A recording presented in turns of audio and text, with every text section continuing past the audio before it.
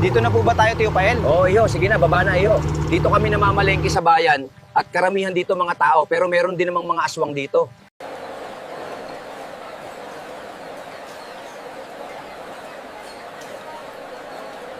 Iho, yun ang aking anak. Kanina pa ako hinihintay niyan. Sige po, Tio, may bibilin po muna ako sa tindahan. Balikan ko na lang po kayo, Tio. Ay, salamat po. Dumating din. Ayun si tatay. Natanaw ko na. Buti naman dumating na. Anak, pasensya na ha. Natagalan, ang layo kasi ng barangay natin. 1,000 milya ang layo. Okay lang po yun, tay. Siya nga pala anak, may kasama ako, yung vlogger na Pogi. Nandyan lang, may bibilhin lang daw. Mamaya nandito na yon, kaya ipakikilala kita pagdating. Bali, magkano po tiya ang nabili kong asin na 10 kilo?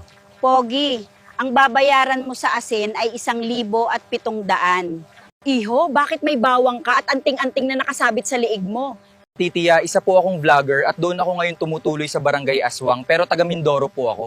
Hindi mo ba alam na lahat ng nakatira doon ay aswang? Alam ko po yun, tiya, kaya nga bumili ako sa inyo ng asin eh. Saka tiya, mababait naman sila, hindi sila nangangain ng tao. Sige tiya, mauna na ako. Bye-bye. Tiyo, eto na nabili kong asin, 10 kilo. Saan mo ba yan gagamitin at sobrang dami naman? Baka mapanis lang yan sa bahay nyo. Anak, halika, eto yung kasama ko. Sino po yan, Tiyo? Ako si Bengbang, Pogi.